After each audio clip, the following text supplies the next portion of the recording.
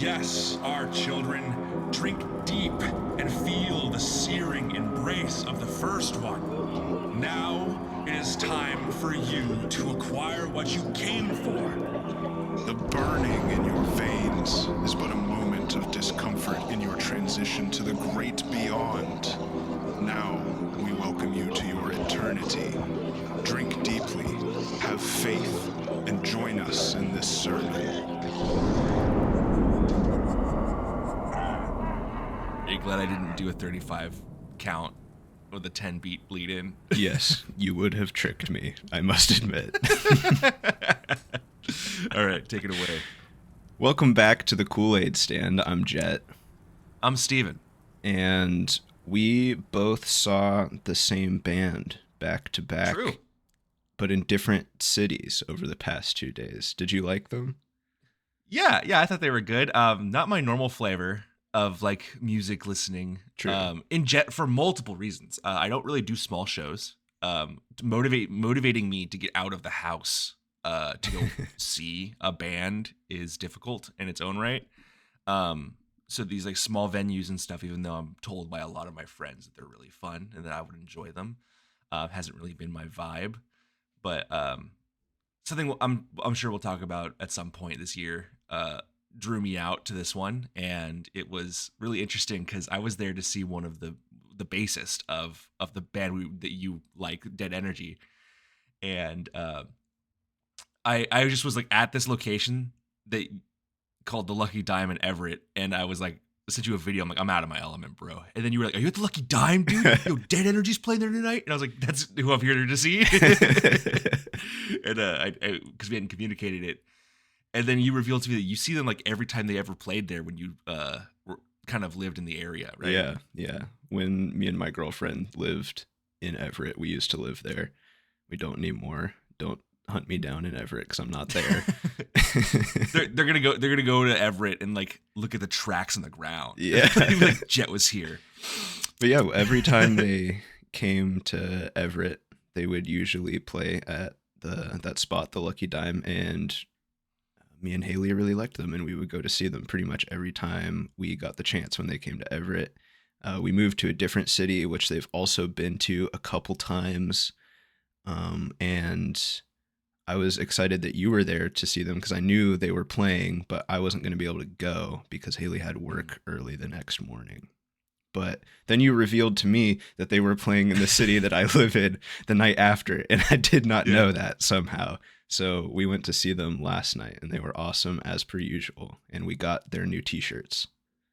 I got a sticker. That was fun. Yeah. It is now it's my knife case. And I hung out and talked to pretty much everybody. The drummer for okay, hold on, it was Tony Horse's Brand New Companion. Tony Horse's Dead Energy and Youth Do Quiet YDC. Those are the three I'm remembering. There was another band right before Dead Energy got on. I think it was Brand New Companion. Okay. Their drummer is cracked. Like they said that they met him like 10 days ago. And, the band did? And yes. Damn. And he was so good. I had to tell him twice how good he was. And he's so humble. The bassist was cool, and yeah, I got to hang out with the bassist of Dead Energy, and that was good. So it was a good show. I'm glad that I kind of went out of my way to go give it a try. It was a cute spot. I sat right next to the stage. I got I got hit.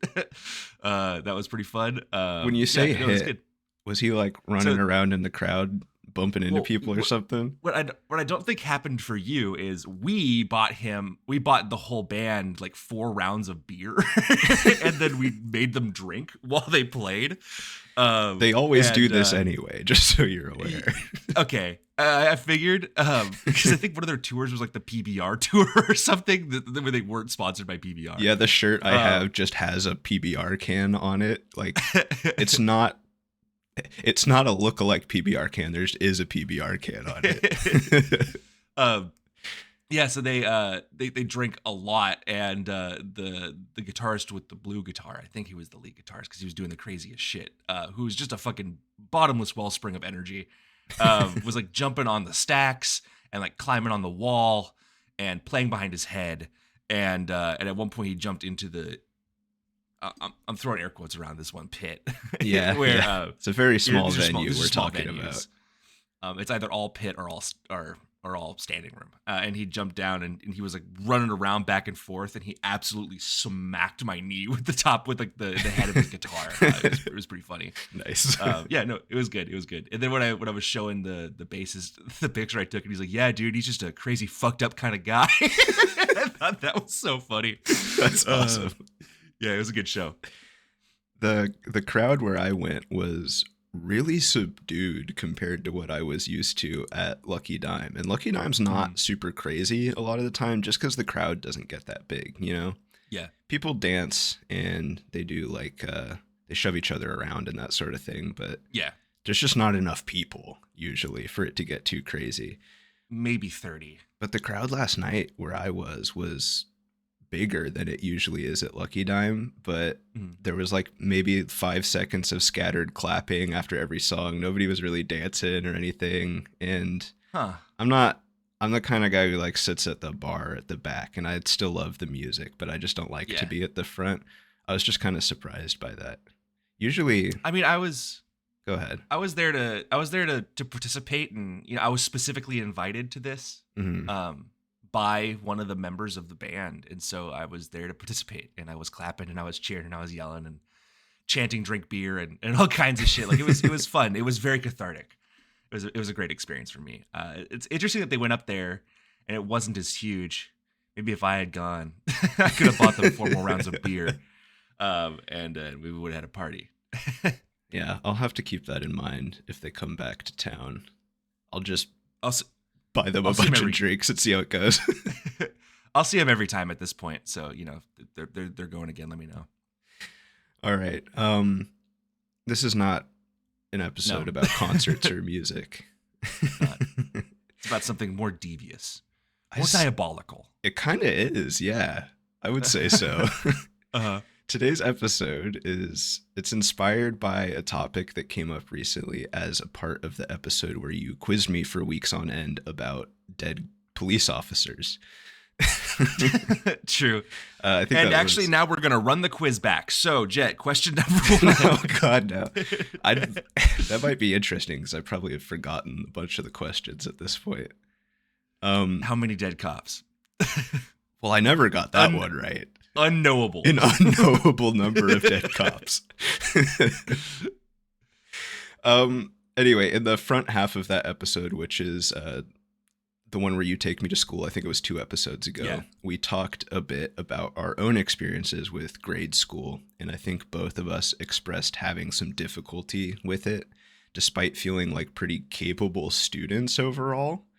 I was especially interested in your comments about being, I'll air quotes it, twice exceptional. Yeah. So it's kind of a silly term. It's a silly term. It's real, but yeah. Yeah.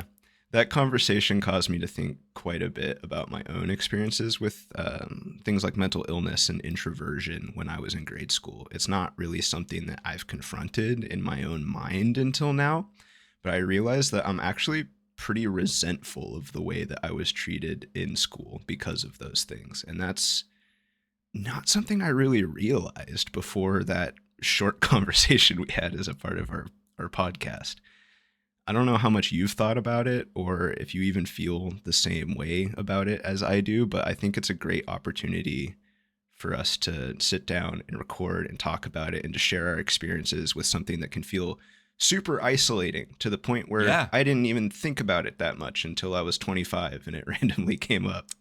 And you're like, I've had this open wound for like 10 years. What the fuck? I was mistreated, I think. Dude, I know exactly how that feels. Yeah, I mean, I don't know. I think about high school sometimes now. I used to think about it a lot when I was like maybe 4 years younger. Yeah. But like, I don't know. A lot of the issues I was going through are so similar to what I'm going through now. And I also just kind of like I don't know. I think I felt and allowed myself to feel a lot of issues earlier. And I had different things going on too that kind of forced me to have to get in on on dealing with that.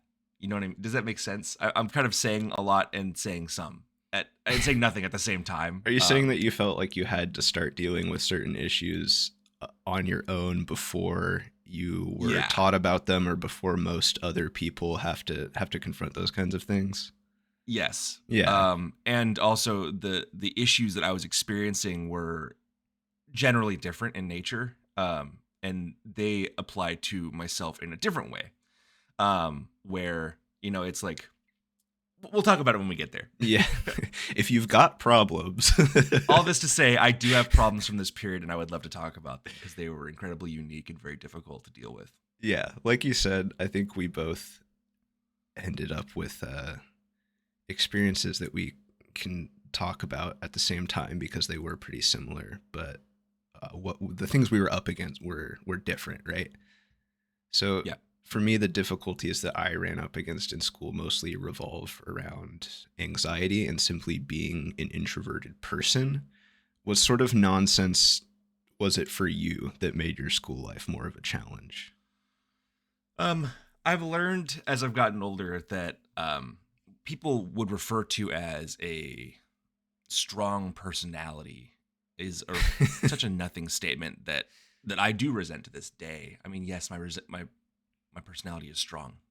Yeah, duh. But and mine doesn't exist because I'm quiet. It's like right, great. No, it's that I genuinely just have difficulty reading and connecting to people. And it makes me feel a bit like an alien and a bit like an outcast. Yeah. And yeah, I'm more extroverted than you, but my extroversion comes at a price of just kind of emotional and social drain for me.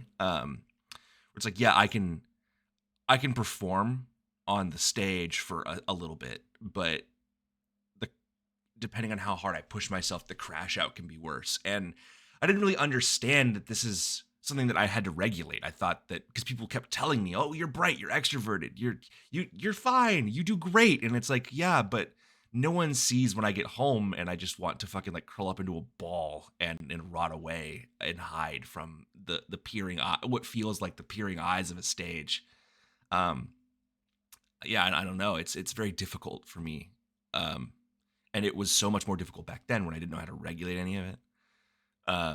Furthermore, there's just like, I trusted some people and those people took advantage of that trust and tried to hurt me specifically in so many ways that have left me with trauma to this day. And overall, I was dealing with parents that weren't very loving, specifically one of them, and it made me mad at the world. And so like wrestling with that anger and rage and disconnection was isolating and painful and harmful, and all at the same time we're teenagers, which is already such a difficult time to be alive. Yeah, like we have a world of responsibility, we have a world of planning for ourselves to think about, and then at the same time our brains are literally like modifying themselves and changing and rechemical balancing, and it's just like, dude, I don't ever want to hear another adult stand by me and say that teens have it easy, because they genuinely do not. I if I could go back and do it again, I wouldn't. You know what I mean? Like I wouldn't do it all again. It sucks. It's very hard. Yeah, I think I agree absolutely. Right after I finished high school and I started college, I was sort of the opinion that, oh my God, none of my problems fucking mattered.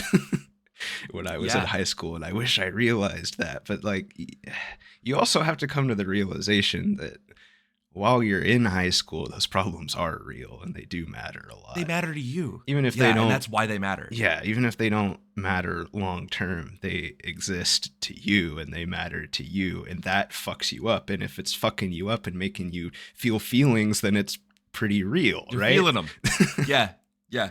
Sorry to say, regardless of the source of your feelings, you now have to feel them. And unfortunately, high school is not public U.S. high schools, at least, are not an environment that's conducive to figure that kind of shit out and deal with those kind of things. It just isn't. Not really. No. Yeah, I think that difficulties like that can crop up because grade schools in the U.S., they really like to arbitrarily judge students on standards that have absolutely nothing to do with their academic ability. So you can be Yeah. sitting around feeling like a capable student. You can even have other people telling you you're a capable student, and that makes you feel like you should be able to do things, like you said, get on stage. But Yeah. then if that ends up being draining or difficult for you, and you find that it's something you can't do, it feels like a personal failing because you've been told that you're capable That and you you should feel be, like you yeah. should be able to do it, right? A level of external expectation has been set and projected upon you, and at that time you're very sensitive to how people view you as a form of how you view yourself. And so what happens is you're like, well, I'm not meeting those expectations, I'm a failure. Yeah. And it just spirals out of control. It's brutal. Yeah, I felt like I was constantly being judged, and I think other people were constantly being judged on their social ability. And not Yeah. just being, when I say being judged, I mean like getting graded on it and getting feedback from your teachers about your performance in class that was purely based on your social ability, which for me was lacking, right? I wasn't too Yeah. good at that kind of thing. I'm talking about like presentations and performances and group projects. Group projects. Ugh, Those were yeah. all things that I really struggled with in ways that were not related to my understanding of whatever was being taught in the given class. That affected my grade, but it didn't reflect my understanding of the subject matter. And regardless of the subject matter, I was consistently graded on things like public speaking skills, which is Oh my something God. that I literally just can't do sometimes. Yeah. Like I just opted This- out of presentations and took an F multiple times in school because I just couldn't do it. Even Despite though the fact that one of our primary hobbies is public speaking to an extent. to an extent, well, like I'm alone Yeah. in my apartment right now. There's Yeah, yeah, nobody yeah. here, you know. I'm not in front Well, of people. it's difficult. It's difficult to do this in front of you. Like that one time when we tried, it is hard. It is difficult. But I get what you're saying. But yeah, I just felt like people always talk about judging a fish by its ability to climb a tree, right? I kind of felt. What? Oh, you've never heard this? No. People always say this, Stephen. Fish Everybody don't climb says it. tree. Yeah, that's Fish the swim. That's the whole point. Is a saying Yeah. where you shouldn't judge a fish by its ability to climb a tree. You shouldn't judge it on something arbitrary that it doesn't even have to be able to do in the first place. Sure, yeah. So yeah. I felt like I was a fish in an English class, or maybe like a math class is a better example, being judged on my ability to like do an engaging and charismatic presentation in front of a class of 30 people. Yeah. It pissed me off. I appreciate where those teachers came from with trying to come up with creative solutions to what otherwise is just book reports and book reports and book reports and book reports. But like at the same time, they're not thinking about how this could affect a student who's coming to English class expecting to be able to just do that. Like we're not in public speaking. I don't need to memorize a poem that I don't remember now. Oh my and God, stand we'll in front get of to 30 that. students. Okay. But like, you know, like I think we're thinking of similar examples because a lot of the time we were next to each other for them. Yeah. It's just like I don't understand how this affects the other thing. Like let me just write my essay, man. Yeah. I don't. Yeah. I understand, like you said, that teachers have to try to engage their students, right? Because in grade school, a lot of students aren't engaged, and the teachers are stuck with a really specific curriculum that also isn't very engaging. Yeah. So they have to find ways to try to make the work engaging, and a lot of teachers do that by letting you work in a group or having you make a presentation because they think it's more fun, they think it's more engaging. I get why they do it, but there needs to be other options for students who can't perform in that way. And I know there's like independent education plans and things like that, but I was only even vaguely aware that those existed at the time. That was never presented to me as an option, even when I was consistently failing at the social and like presentation aspects of school. Nobody ever came to me and gave me an alternative or even suggested one. There's also a gargantuan stigma that like hovers around independent education plans like a fucking cloud of poison. Like, Yeah. if you have one, you're stupid. Yeah, and And you I have don't it believe easy. that. Like That's you not the get case. people think Yeah, you're getting but to do school on easy mode. and it's like, no, you're doing school in a way that's accessible to you. And what you're describing is accessibility. Like, and I agree with you. I wish that there was an option. It was like, hey, so you could do a group presentation or you can just write me an essay. Yeah. Because both of these are going to show that you know it. One is just form factor. The group presentation trades the difficulty of writing a well-worded essay for the skill of doing public presentation. You get to provide less information as long as you can build a slideshow. Like, there's a trade-off there. Yeah. And you don't have to do any of that if you just want to fucking go home, write an essay, and turn it in tomorrow. And I Like, would have chosen that every time. And if that was an option, it would have been a lot more accessible to you. It would And have. It's like mine were kind of different where I could pretty much do all of this, but I couldn't do it as fast or as efficiently as other people could. Mhm. Like, I was taking tests in high school that took full class periods plus, where we had to put it down and like come back like the next day to finish the test.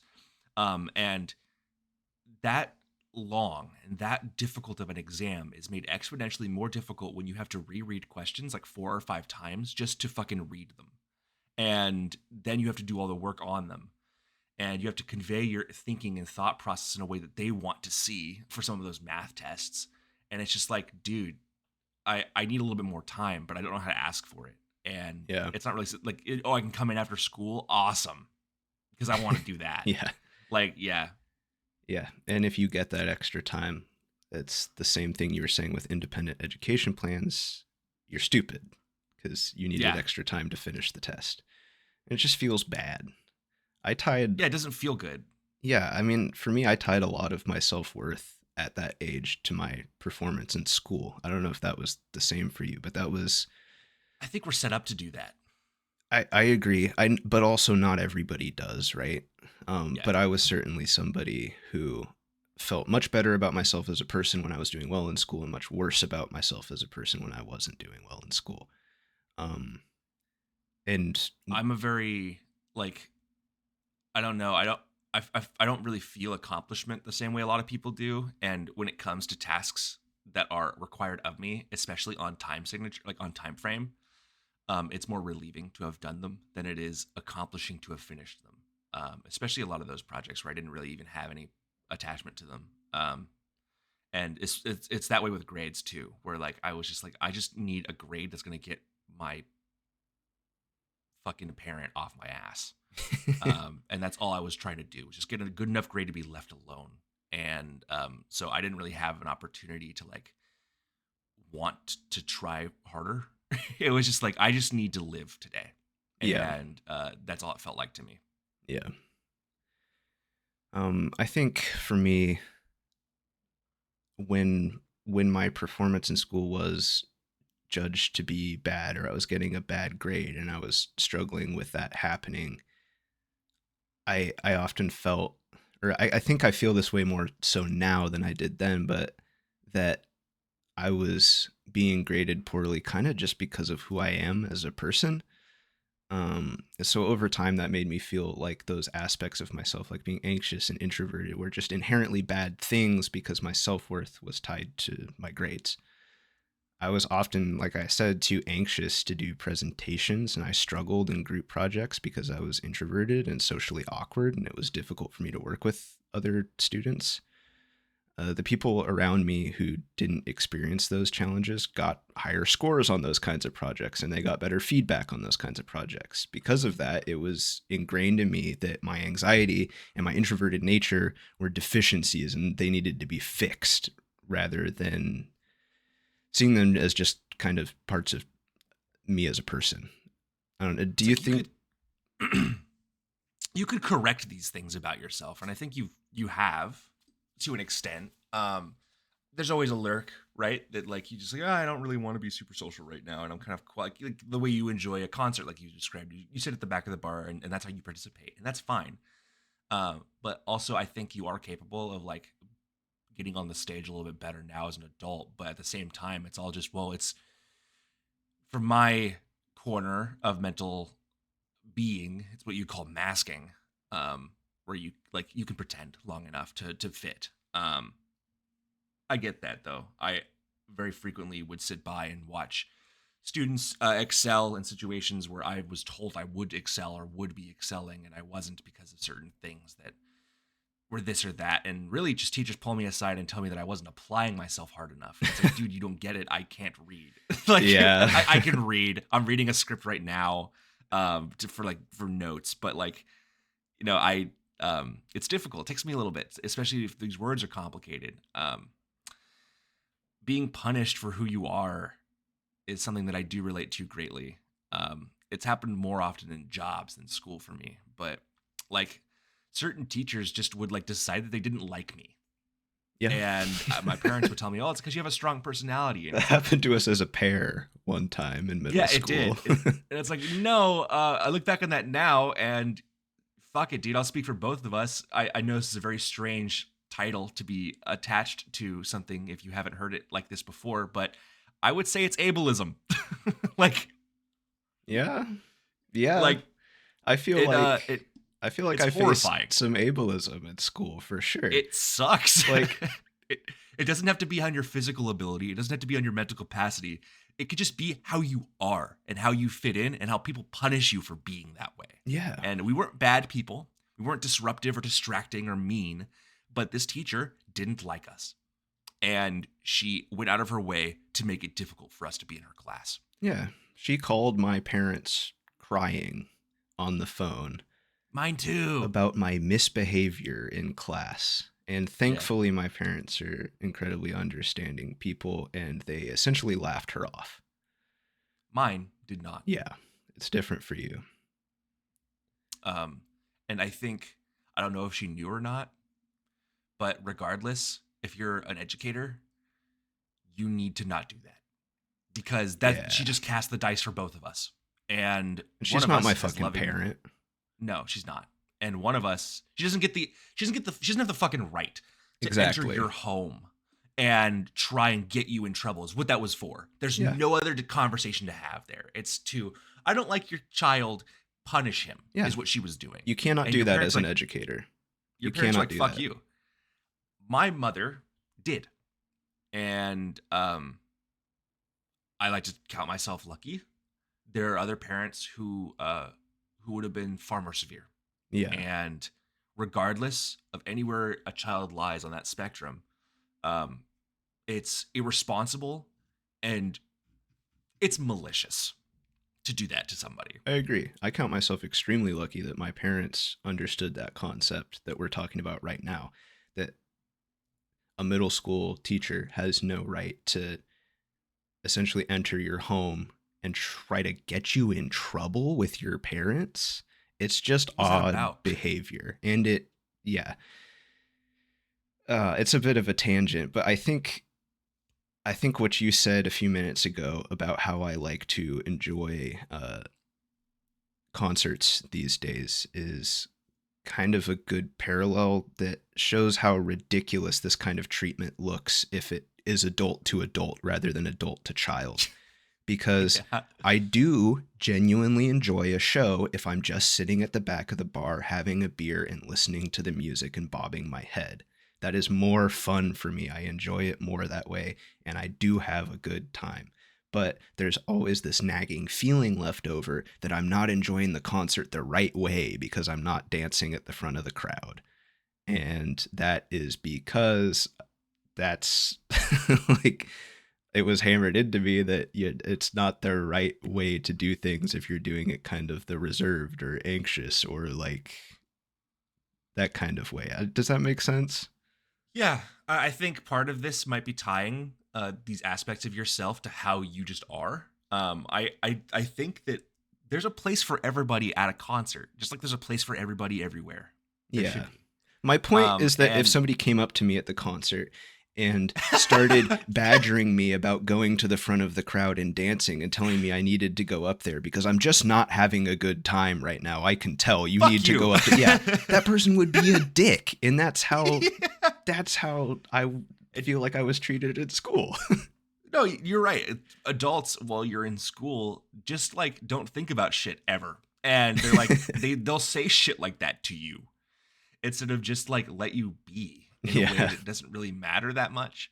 And obviously this causes damage. It does cause damage. It causes lasting damage, as it turns out. I mean, I think I was made to feel pretty bad about a lot of myself at school, be it from other kids or from adults, or from home. Like a very self-destructive internal monologue was seeded and grew. Right when I was like 11, and just got worse and worse until I was like 17. Eventually, I started to stave it off, but it would take me like 7 years to like really get ahead of it. Yeah. And it's just it's it's not a good way to live. It's uncomfortable and it's sad and it hurts all the time, and then you stop being able to keep track of why it hurts, and then when these feelings get all fucking woven into knots, it's like not until you get to fucking therapy that you start actually being able to pull it apart and unwind it and lay it all straight and identify and categorize and deal with. It just, before you're able to do that sort of thing, it just does hurt. There's not much rhyme or reason to it at a certain point, and you just have that big tangled ball of emotions that you don't know what fucking string to pull on. And Yeah. I don't know, at least for me, it was so overwhelming that I didn't know where to start, and I didn't even want to try for quite a while. Yeah. I mean, because it's fucking scary, and you're going to, unfortunately, with emotions left unfelt, you need to then go feel them. And then you need to look at yourself in the mirror and be like, it's okay to feel that. Push it down. Push it all down. Yeah, I know. We can stop feeling it right now, bro. Back in the bottle. Like, it's harsh. It's rough. Yeah. I keep going back to anxiety because that was and still is like my major challenge that falls in these categories, right? And yeah, during high school specifically, my anxiety just got worse and worse and worse as it went on.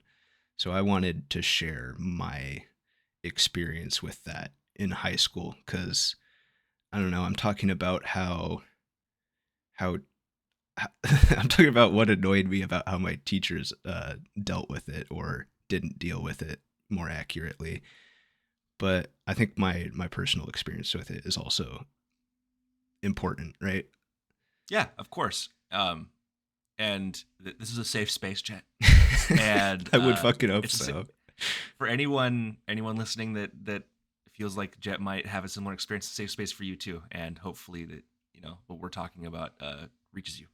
Yeah, I think things got worse for me in high school, partially because I was stuck in like a cycle. I think I was scared to do poorly in school, and I was scared to like disappoint authority figures, which included like teachers and my parents. And that stirred up my anxiety because I felt like I was trying to keep up with doing well and not disappointing people, which caused anxiety for me. And as a result of that, I was unable to do well on certain things because my anxiety got a little bit debilitating when it got really bad. And I saw that inability to do those things as a personal failing, and that made me feel more anxious, which again made me less able to do things. And it snowballs pretty quickly. Yeah. I felt like a worse student and I felt like a worse person, and it had nothing to do with my actual capabilities as a student. And I feel comfortable saying that it also had nothing to do with how good of a person I am. I think you're the main dragon being discussed and to be slain or embraced, depending on how you want to look at it here, is your anxiety. And in a similar way, mine was my own depression. And I think I would describe myself as depressed first, anxious second. And you usually describe yourself as anxious first, depressed in the room. And for me, it was super similar. Basically, I would wake up, not want to wake up, and claw my way to school and see an insurmountable mountain of problems and social interactions and distance and alienation to face for the day. And I would just feel like it wasn't worth it because it would never go away. And no matter how well I did in school, it would never be enough at home. And if I didn't do well in school, well, I would just be more of the same at home. And there wasn't really much left for me to experience. at home. So I would just kind of like try as much as I felt like I could that day, and it wouldn't be enough no matter what, and get home and face my torment Yeah. and try and isolate myself as best I could and hide in my room and try not to like go out unless I was eating, and go back to my room and like try to set myself apart and text my friends when I could. But those features of connection were removed from me very often. So I was very alone, and it would just make me feel like the mountain got even higher and even higher. And those deadlines, they both mattered and didn't. I was stuck in this middle space of like, well, I got to do this, but it's not going to change much. Yeah. And it just kind of kept spiraling out of control from there. And it made me angrier and more isolated, because I would look at my friends and look around at the world and see how different their lives were from mine.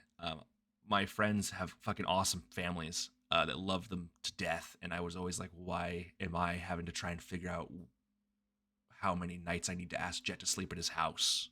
Yeah. You know what I mean? It's just like, and it just kind of it just made it all worse, because the more pain and pressure I felt, the more disconnected I felt from everything, and the less I really wanted to exist. And it just, well, then I would stop trying more, or stop trying even more, and then it would make it even worse. And it kind of created this ping pong effect where it's like, okay, well, I don't like to try and see if I could have an okay life. So I'd try a little bit, and maybe it would get a little bit better, but then it would just fall back to where it was before. And so I just kind of had to live in this ping ponging space of comfort, where it was just like, well, this is as bad as I want it to be right now. And that was mostly my experience. Yeah, that's a vicious cycle in its own way, I think. As the mountain that you talked about gets bigger, I think you want to try less, or you feel less able to try. Yeah. And the less you try, the bigger the mountain gets, and And you said, it just you, goes back and forth.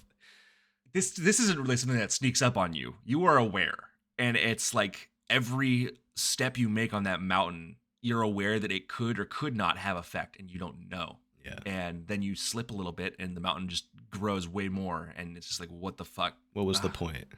What was the point? And Yeah. to be fair, you did have more family related struggles than Sure. other members of our friend group in high school. But I think both of us have realized since exiting high school that we were facing similar things that were really difficult for us, that we just never talked to each other about, even though we were best friends. Yeah. I think about this very rarely, mostly because it feels like just lost time to me. But I wish that we did. I think I talked to you a lot about as much as I could, but some of it I wasn't even aware was something that I needed to talk about. Yeah. Like, you knew how my parents treated me, and you knew Yeah. how my partners at the time were treating me, and it was really more all recovery mode, I guess. But like, I trusted you, but some of it I didn't even know. You know what I mean? I didn't know for Yeah. myself. You would tell me about your stuff, but I'm sure it was something similar, where it was just like, I don't really see the point in telling Stephen about this because it doesn't exactly help. Yeah, I didn't I talk don't think it about wasn't. my shit much in general. You told me recently that you didn't even realize that that I felt the same way as you about certain things at the time until now. And that kind of stuck with me. I'm talking about a conversation we had at Dylan's bachelor party, if you remember. Oh yeah. Like, my anxiety got really, really bad during high school, and I didn't really talk to anyone about that. It got so bad towards the end of high school that I was almost completely unable to go to class at times. I was having full-blown panic attacks multiple times a week. I had to leave class to throw up in the bathroom. There were a couple times where I didn't make it to the bathroom and just like threw up in a bush or on the ground or something. My limbs would go numb when this was happening, and I'm already panicking, and then I can't feel my arms, and that's kind of scary. Was having a stroke? That's just, I did not. this happens sometimes with panic attacks. Apparently, the first time that happened, I was horrified. I was so scared. We are all learning about this at the same time. because you never told me this. Yeah, it's almost impossible to hide that. that sort of thing from your teachers and classmates who are physically there, but it's really easy to hide this sort of thing from like people you're not always around. Like you don't know much about this stuff, I don't think, and my parents certainly didn't know much about this at the time. And I genuinely think it grew to a head because grade school was such a difficult environment for me to have like a panic anxiety disorder. Yeah, I mean, I didn't know much of this was part of your experience. I just knew you were incredibly anxious, and I would just try and, treat you normally because what do I know what to do? You know what I mean? Like I just know that Jett's happy whenever we hang out. He tells me, so I'm not going to listen to the voice that says he's not. Yeah, you didn't want to make me throw up, which was actually was this all my fault? Is it because you hate me so much? Like there's the hidden struggle of these things, and I think the isolation of these experiences is one of the main motivators for an episode like this. And while you were experiencing that, I was like actively wrestling with suicidal ideation at this time, and it's not something I talk about a ton on the podcast. I'll openly talk about it with my friends and stuff, but it's part of my experience too. Because when it's all pain and it all hurts, and no one that you trust fucking treats you right except for just your boys, it starts to feel like that your boys are the anomaly, and for some reason they treat you okay. But when you have anxiety mixed into all this, they're lying to you.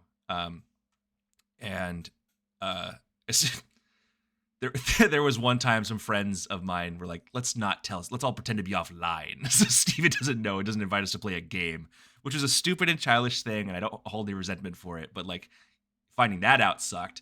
Yeah. And it's like none of it feels like it'll ever go away, and the hurt and the burning never feels like it'll stop. And every day is like I've described this to a bunch of people before this way, but like general life. People I've heard describe depression like something heavy on your chest, but for me it was more of a full body experience. Like just moving felt like trying to move through like molasses. Everything felt hot and endless, and everything was a struggle, and I just wanted it to stop. And I couldn't get it to stop anywhere. I'd go to school and I'd be tormented, and I'd come home and I'd be tormented, and the fucking women that I chose to date made it worse, and it just never stopped. So yeah, and it was quiet. I couldn't. What am I gonna fucking tell my friends I'm gonna kill myself? That's not gonna help anybody. It's gonna make them worried. It's like, or they're gonna tell somebody, and you're gonna get taken away somewhere, and there's so much fear. And that'll find its way back home. Yeah, there's so and much. Now there's so much fear attached to telling somebody that, even if you need to. Especially when there's nowhere safe. Yeah. So yeah, it's difficult to even reach out and find somebody who can listen and confirm you. It's hard. Yeah, I think I've certainly just been in survival mode myself at times, especially that period I was talking about for like the last like year and a half of high school, I would say. I just didn't have any fucking breathing room, and I didn't know how to cope with or manage my anxiety, and it was getting so bad and seeping into all different areas of my life, and I didn't have any tools to manage that, and that was so wildly overwhelming that it just kept getting worse. And it was like you said, there wasn't any time or area for me to have a reprieve from that when that issue was at its worst, because there were things like soccer that I really liked, being on the soccer team that I was on, and that was like a have fun, blow off steam, enjoyable thing for me to get to do. But I had to quit the high school team and my club team that I played for that year because I was having panic attacks before a lot of practices and before every single game, and I just couldn't do it anymore. So I had to like quit this thing that I loved, and I never went back to it. That's fucking awful. And in a similar way for me, I've watched things that I enjoyed slip away Yeah. from This just even making a destroyed dent. parts of my Yeah, life. And absolutely. some of it still hasn't come back. Yeah, I think, I mean, these things absolutely affected me and my self-image, right? I even to this day, I still have to fight to not basically formulate how I view myself based on the perspectives of others. The issue with that thought process is I always focused more on the negatives because I was like, well, I need to fix myself. There's always something wrong. So any Yeah. people's negative opinions of me had much more weight than their positive ones. Um, that still affects me today. It's something that I still actively fight. Um, Putting a show out there is a very brave thing because I'm putting myself out to be criticized, and that's fine. Yeah. But more so criticized as a person, especially with stuff like this, where someone's like, I don't. I unfortunately I'm in a place now where if someone made fun of me for making an episode like this, I tell them to stick it because it's just like, dude, shut the fuck up. That would just be me in this episode. Yeah, I mean, come on. Whatever. They still affect me today, though. You know, it's an active thing. But more like I've been able to retrieve some of the things that I lost. But I've had multiple cycles of these kinds of episodes where like I just watch something that I love slowly drift away from me. Yeah. Where it's like this doesn't even chip at the fucking wall anymore. Until I have to, take the wall down myself. And I'm sure I'll have another episode like this. For me, it's very cyclical, not bipolarly, not bipolarly cyclical, but like the life's in cycles. There's no period to it. It just kind of it'll happen again someday, and that'll be okay. I think I'll be more prepared. But yeah, it's hard. It's really hard to like experience all this, feel isolated, and then all of a sudden every little fucking ray of light isn't as bright, and it dims, and to the point where maybe even causes you harm. And it's just like, I thought this was supposed to be my thing. I Yeah. don't know. Yeah, that shit is hard, and that is not still not something that I know how to handle completely. I don't think I just completely lose interest in hobbies and activities that are normally a reprieve for me when I'm going through a bad period of mental health. And that I still don't know like why that happens, I guess. Because internally I feel like the thing I need right now is just some kind of reprieve. And all of a sudden, these things that normally would be a reprieve for me just don't matter anymore. Yeah, I think part of that is exacerbated by I didn't know I had ADHD through any of this, and when you have that, depending on how it presents in you, you can have a form of executive dysfunction. Anyone can have this. You don't have to be on the spectrum to have that issue. But when things get hard like that, and the walls are so tall and the mountain's so steep, it's just like you reach this point where it's like I don't even personally for myself, I can't even describe why I can't start to do something that would help. It's just like I just can't. It just doesn't enthuse me enough. It's like this fucking. I've heard it described as an erectile dysfunction of the mind. It's like I don't care how much I want it. I just can't. Yeah. And I laughed, but I thought about it for 2 more seconds, and that's a pretty good way it's a to really put it. good way to I really want absolutely. to, and I just can't. I just can't do it. But eventually, you find a way to break through that ice. I guess I'm using so many metaphors, but They help. it's just like they help. And that's what it feels. Every metaphor I've used is a way that this feels. Yeah. Like because these feelings are so impossible to describe. It's just like these strange fucking shackles on your mind that fucking whisper to you that like no one likes you and you'll never be good enough and you should just die.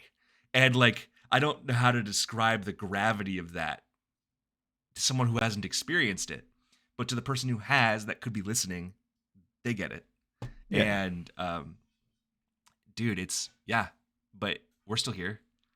regardless of my best, regardless of my self-sabotage, I live and I'm successful, and I wasn't sure what life would be like after 22 because I didn't envision it. Yeah. Wow. But yeah, I'm still here. So back to school though. Yeah. Like, how did this affect me in school? I think it was really all personal stuff. I got to a point where I stopped caring what other people thought about me, kind of. And so, like, teachers that didn't like me, I just didn't like them. And we just sat there and we didn't like each other.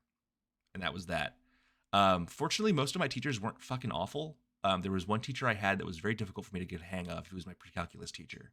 But at some point, I just saw a way to connect to him outside of even being in school. Like, I was just like, I think he let me retake a test on a really short notice. And I know he loved Dr. Pepper. So I went to the store and I bought him 2 cans of Dr. Pepper and I gave them to him. And clearly he was very taken aback that I would do something so thoughtful to him. And he left to go do administrative work, air quotes, around that at the teacher's office, and then put the answer sheet on his desk and turned it towards me. And That's so cool. After that's like out of a movie. it was awesome. And after that, I had a great time in his class. Everything he said, I just had to learn how to speak him. And that was the only bad teacher interaction I had in high school. Everyone else was okay, or annoying, and I just kind of ticked my boxes. You know what I mean? Yeah. There were some teachers who were just fucking awesome that saw me for me. And I wish I heard them when they told me how much potential I had, because they saw how difficult some things were for me. And I can tell now that they let me slide on that stuff because there was no real way to help me directly. And I'm thankful for them. Absolutely. But I think, especially with performance in school, I was really more trying to survive. It wasn't exactly, I don't know.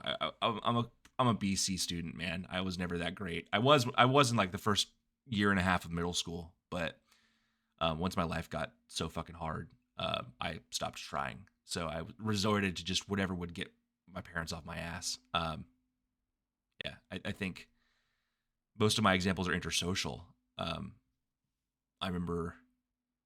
I do remember that math teacher we had in middle school calling my parents. And I remember how fucking miserable my life was because of that one call. Yeah. Unfortunately, some of my first 2 years in high school were so fucking traumatic that I don't remember them. Mm-hmm. They're very repressed. I'm digging for examples right now, and I'm finding them very difficult, except for ones that revolve around someone I was dating at the time who was the source of that repression. Yeah.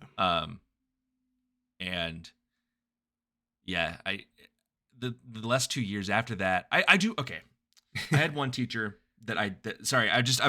it's hard for me to dig these things up because they're either settled or hidden from me. Sure. I had a band teacher. This connects to everything, actually. I love music. Jett and I both have a very shared love for music. A lot of my friends know how much I love and care about music, and they also share that with me. I'll listen to fucking anything. I'll give it all a try, even if I don't like it. I'll go to bands that I've never heard of at this point, and I'll hear new songs, and I'll be like, "What album is that from?" And I'll go look up the discography of that artist. Like, music's super important. I played an instrument. I played flute for 7 years, and I excelled as far as I could. Got into the highest level of band every time I could, and I had a band director in high school who just didn't like me. Was very in her. There's a reason she was teaching high school, and it's because she never grew up, and she just sucked. She would it's to the point where she actively didn't want me to join the jazz band, which I really wanted to do because of the instrument that I played. And anytime she needed someone to play that instrument, she would just hand a flute to one of the clarinetists or whatever, or not clarinetists. There were a couple, but she just handed it to one of the alto players, and they would figure it out because everyone was a very skilled musician. If I had been let into that band, and I would like to think that I had the opportunity to push beyond. But she actively killed my love for music, and she destroyed my interest in playing it. And there were multiple times where she would appoint her favorites to like be her like little helpers, and they would like, one of them really didn't like me either and told her that like I called her a Nazi. I didn't. And Was she a Nazi? just, like, she was being a Nazi. And but I didn't call her that. I think I called her a martinet, which is like a tongue-in-cheek way to say someone's being an asshole and very astringent for no reason. A martinet is itself a switch, like a whip. Oh, okay. But calling someone that also means that they're being unnecessarily astringent, which she was being. And I called her that, and she just told that teacher that I called her a Nazi. The teacher didn't ask me about anything, didn't talk to me about anything, just fucking sent me to the principal's office. I had to get my parent to come in that did care, and he was like, "What did you call her?" And I told them the word, and no one in the room knew what I said. They looked it up on Google, and they were like, "Oh, yeah, you didn't. Wow, okay." And I didn't have any issues, but it was just like, can we just fucking level with me? I stop having beef with children. Yeah. Stop having beef with kids. I think that's it's a great not that hard example, because this is an adult having beef with a child and treating a child unfairly because of who you were and the struggles you were having at the time. And I do believe that both of us were treated unfairly or punished at times because of that. Yeah. You were saying it's difficult for you to give examples. I have prepared a few because hell yeah. I was actually talking with my mom. Bro broke out the black book. Yeah. Well, I was talking with my mom about this while I was at my parents' house for Christmas, and she brought back some stuff that I hadn't thought about in forever, where she was like, "That was ridiculous that your teacher did that. That was insane." And I'm like, "I'm glad you agree, but oh my God, I haven't thought about that in a decade." I didn't want to think about that. Yeah, the first one, dude, that I have written down, in first grade, my teacher made me pee my pants because she told me I could not go to the bathroom, and I was too anxious and scared of authority to just stand up for myself and go. What the fuck? And she made me sit there in my pissed pants for the rest of the school day. This was one my mother reminded me of, because I don't remember much of anything before like maybe the beginning of middle school. I'm sorry, I'm speechless. Oh my God. This is that bitch deserves to rot. This is one where I almost wanna like call her out by name, because like I know my mom like went to the school and like yelled at the principal or something, but I don't think there was any reprimand or anything for this teacher. But I was not like a problem child, right? I was so scared of authority and such a like little rule follower that it's like I can't even imagine why she would have told me not to go to the bathroom that I couldn't go in the first place. It's like, was she just like lording some kind of weird power over me? Did she think the first grader was going to go like hit his jewel in the bathroom? It's like, I just needed to go pee and she wouldn't let me go. And I was like, well, I really need to go. And she wouldn't let me go. And I was too scared to get up and do it. So I sat and pissed for the rest of the day. Fucking asinine. Yeah. That's absurd. What? Oh my God. That does kind of remind me of my elementary. I don't think I really talk about how I was in elementary school to you at all. I didn't really have very many friends before you. And I got in fights a lot as a kid. And I would always experience more severe consequences than the other children. Yeah. Who were actively going out of their way to pick fights with me. And that sucked and hurt a lot. I think this next one I have is one that you know about. I can't remember if you were in this class or not, but in middle school, and the issue is I like this teacher. I resent this teacher, and I don't think that she should have a job as an educator. I think you're fair to think that. Absolutely. I'm not going to invalidate that perspective. Our middle school English teacher one time tried to force me to sing to her, like force me to stay after class one-on-one and sing a song to her, because during class I was too anxious to sing the song with the rest of the class. And she noticed that, held me back after class, and tried to she sat down at one of the desks at the front of the class and tried to make me stand in front of the whiteboard and sing this song to her one-on-one. This is fucking English class. This is not choir. It's not choir. It's not choir. It's English class. This has no, I just, this is just an absurd punishment to begin with, but it's also not related to the class. And my not singing was not me trying to be rebellious. That was not me trying to act out or annoy her or cause problems. I just couldn't sing in front of people. And fortunately, at this point, I was willing to stand up for myself a little bit. So I just left the classroom and refused to do this. And I went to my next class. Yeah, I didn't know about this until like a couple years ago, I think. And because it was like, I liked that teacher a lot. And to know that she did that to you is just fucking absurd. Definitely needed some form of correction or something from the school board or something. Because like I guess I can understand how you get there if she's not thinking about it from your perspective or trying to be a reasonable cognitive person. She's probably just seeing it's middle school, right? These kids are fucking horrible. and the middle school we went to, you know what I mean? I think middle school teaching is you either die a hero or live long enough to see yourself become a villain. You know what I mean? Because it's like either you develop the fetish for control or like you quit because these kids will wreck you. Absolutely. Yeah. I was a little monster for part of middle school for sure. This was not one of those situations. No, though. it was not. No. And the teachers that we were a monster with were just too supportive. You know what I mean? Like, I don't know. Our science teacher, for example. Yeah. I love that man. I hope he's okay. Yeah. That's a fucked example. There was another middle school English teacher. I almost failed an entire unit in her class because we had to recite a memorized poem in front of the whole class, and I just like stumbled and fumbled my way through it, and I just got it all wrong because this happens to me sometimes when I try to force myself to like speak in front of people. I got super anxious. And I did a really bad job and I couldn't really go through with it. I could come up with a number of times that I got a bad grade because I stumbled through a presentation, but she also talked to me, I think after class or like privately in class or something. And she told me how bad my performance was and that she would have to fail me as a result of how bad my performance was in front of the class. And it's like, it's a poetry unit. Poetry is actually writing. Yeah. I know. Can we just ask why that was hard for you? Can we just like stop worrying about the performance? Exactly where I'm going with this. Because why was that hard? It was out of character for me, right? Yeah. Because I was good at writing.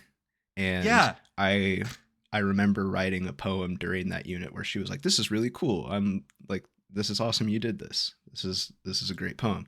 And that was like one of my strengths in school. So it was out of character for me to just completely bomb something in English class. So yes, why doesn't she ask that question first? Why is the space that she goes to immediately, "Hey, just so you know, I have to fail you because that was really bad." Thanks. Like, oh my God. Yeah. She would also look over your head. It was really weird. Yeah, my sister saw her in a bar recently in our hometown. I hope she was drinking herself to death. Yeah, she was a difficult one. My Spanish teacher in high school forced students to do the oral portions of exams in front of the whole class. I had that in French class. One time I decided it would be reasonable to ask to do it privately. I even offered to stay after class, and I had a friend in the class who was going to stay after with me, and we were going to do like the Spanish conversation back and forth with just me, him, and the teacher. Same thing. Very fair. Because I knew I could do a better job, and I knew I was going to have a really hard time if I had to do it in front of the class. The teacher refused to let me do this because she said it would be unfair to the other students. Dude, that is such a you were like, "I don't want to do this. I understand the purpose of doing it. I'm going to figure out a way to ask how I can not do it, but still do it in the way that matters." And you came up with this plan and you asked her about it. And then she just fucking decided it was like, no, actually, Yeah. I'm not going to do that. Like, it doesn't cost you anything to give me 3 minutes. Just 3 minutes. Let me talk some Spanish with my friend in front of you. We're do the same exact thing. It's harder in front of other people. And she's just like not hearing you. And that's so fucking annoying. I came to her with an alternative. Yeah. And I had a friend who cooked it was all willing up. to help me and understood me and went to her with me, and it didn't work. And why? Like, why not say yes to that? I think, dude, you're upset. Clearly, That's okay. I'm upset. You're- I'm pretty bitter this is- about this still. That's okay. Because these things are absurd. And these people you're supposed to trust, and they're fucking doing not at all enough.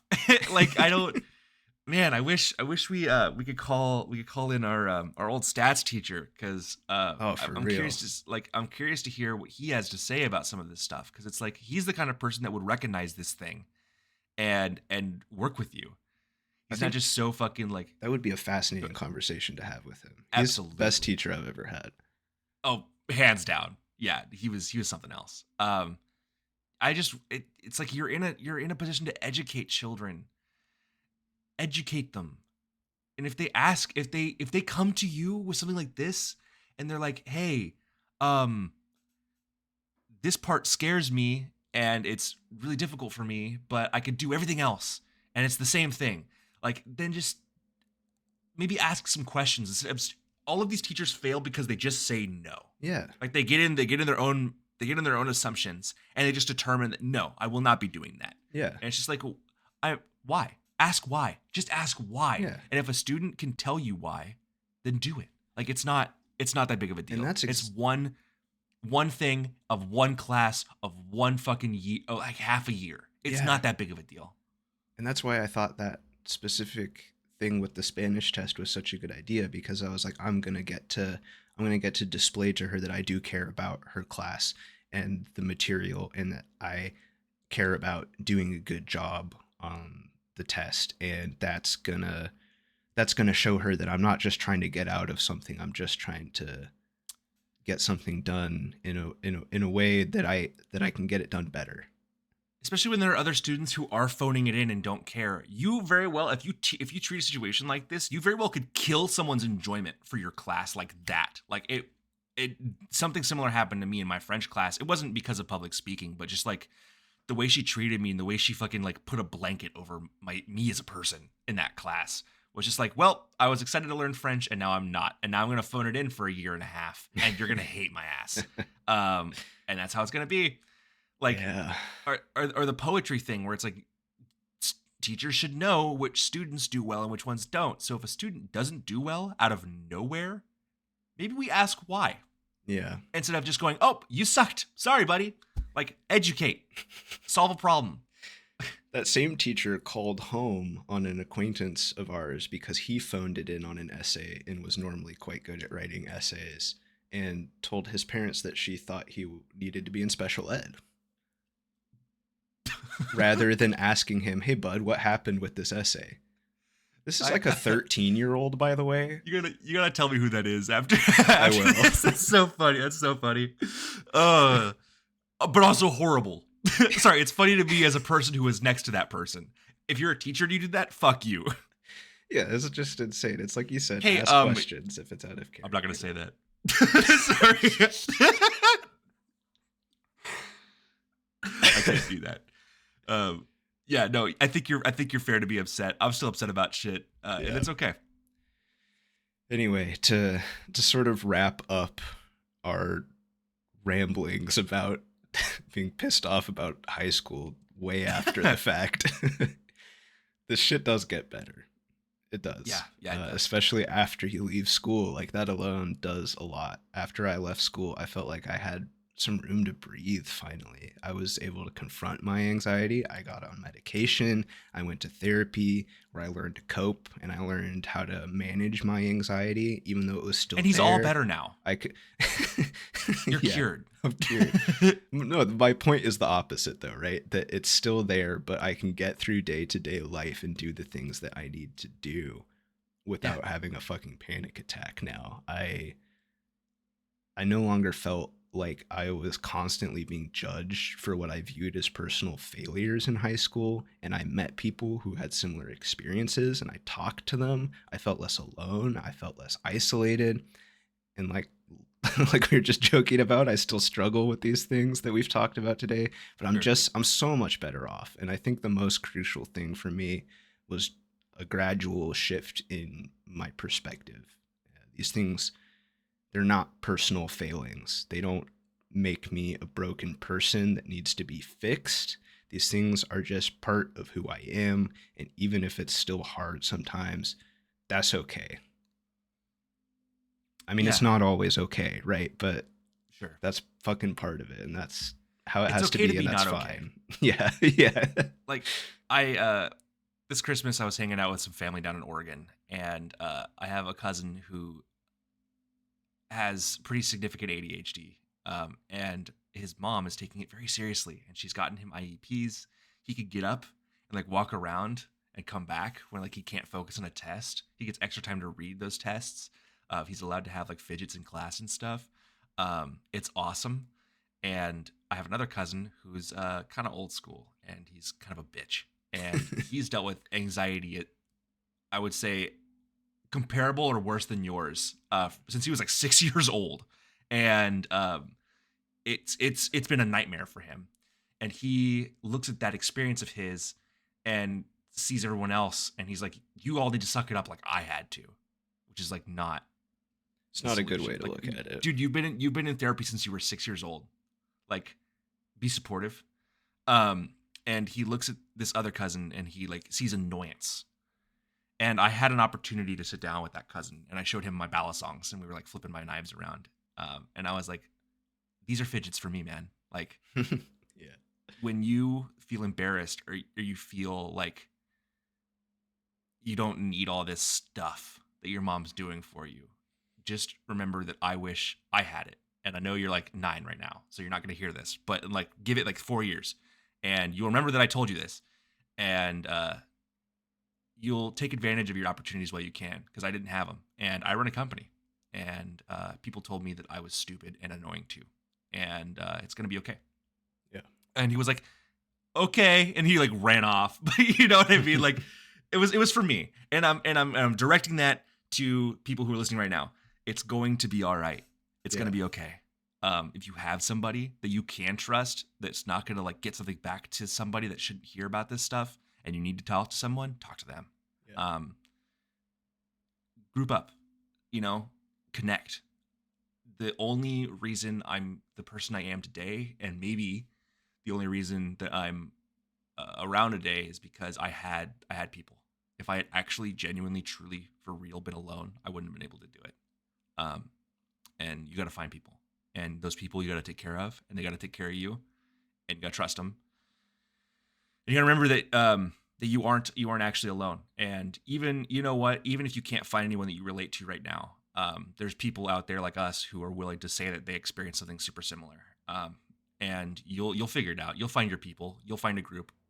I always think about it like this: you can't possibly live with that much pressure. It's just not possible. You'll burn up. So you either learn to cope, or you learn to manage, or you learn to find a way to vent it. So, if it feels impossible now, you'll figure it out. You have to. You do have to. So, and you'll find what works for you.